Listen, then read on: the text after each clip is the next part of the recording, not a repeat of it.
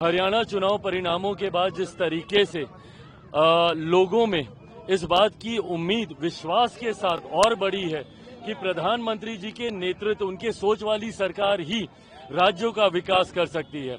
ऐसे में विपक्ष जिस तरीके से हरियाणा में हारा, उससे बड़ी हार की ओर अग्रसर होगा झारखंड में। अभी तो चुनाव लड़ने से पहले एक दूसरे के घटक दलों को ये लोग सम्मान नहीं दे रहे। राजद को जिस तरीके से साइडलाइन किया गया, खुलकर ये लोग एक दूसरे के ऊपर आरोप प्रत्यारोप ये लोग लगा रहे हैं। तो जो लोग गठबंधन में सीट बंटवारे में ही एक दूसरे का सम्मान नहीं कर रहे, तो ऐसे में चुनाव में कैसे अपने वोटर्स को कन्विंस करेंगे एक दूसरे के पक्ष में मतदान करने के लिए। तो मैं मानता हूं कि इंडी अलायंस तथाकथित एक बड़ी हार की ओर अग्रसर हो रहा है और एनडीए मजबूत सरकार पुनः झारखंड में बनाने जा रही है। हेमंत जी की सरकार देख लिया, झारखंड के लोग को शर्मसार होना पड़ा कि उनका मुख्यमंत्री भ्रष्टाचार के आरोपों में जेल में है। तो ऐसे में एक मजबूत एनडीए की सरकार अब झारखंड में बनने जा रही है। बिहार में भी चुनाव होने वाले हैं, उपचुनाव क्या रहेगा, नतीजा क्या आकलन है? मुझे पूरा विश्वास है कि एनडीए की सरकार, एनडीए की जीत इन चारों सीटों पर, उपचुनाव जो बिहार में 4 जगह पे होने जा रहे हैं उसमें भी होगी।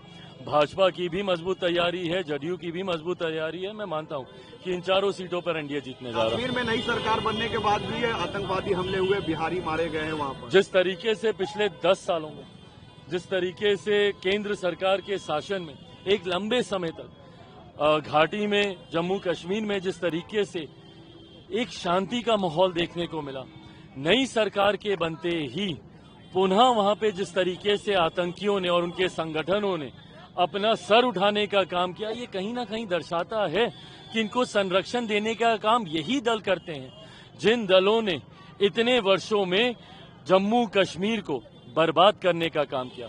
पिछले कुछ समय तक जब तक केंद्र का शासन वहां पर रहा, परिस्थितियों में सुधार आया, पर आज नई सरकार के बनने के बाद और पुनः उमर अब्दुल्ला जी जिस तरीके से वहां के मुख्यमंत्री बने हैं, जिस तरीके से आतंकी गतिविधियां दोबारा से सक्रिय हुई हैं, कहीं ना कहीं सरकार और ये लोग उनको संरक्षण देने का काम करते हैं, इसकी आशंका अब जाहिर होने लगी। हरियाणा चुनाव परिणामों के बाद जिस तरीके से लोगों में इस बात की उम्मीद विश्वास के साथ और बढ़ी है कि प्रधानमंत्री जी के नेतृत्व उनके सोच वाली सरकार ही राज्यों का विकास कर सकती है। ऐसे में विपक्ष जिस तरीके से हरियाणा में हारा, उससे बड़ी हार की ओर अग्रसर होगा झारखंड में। अभी तो चुनाव लड़ने से पहले एक दूसरे के घटक दलों को ये लोग सम्मान नहीं दे रहे। राजद को जिस तरीके से साइडलाइन किया गया, खुलकर ये लोग एक दूसरे के ऊपर आरोप प्रत्यारोप ये लोग लगा रहे हैं। तो जो लोग गठबंधन में सीट बंटवारे में ही एक दूसरे का सम्मान नहीं कर रहे, तो ऐसे में चुनाव में कैसे अपने वोटर्स को कन्विंस करेंगे एक दूसरे के पक्ष में मतदान करने के लिए।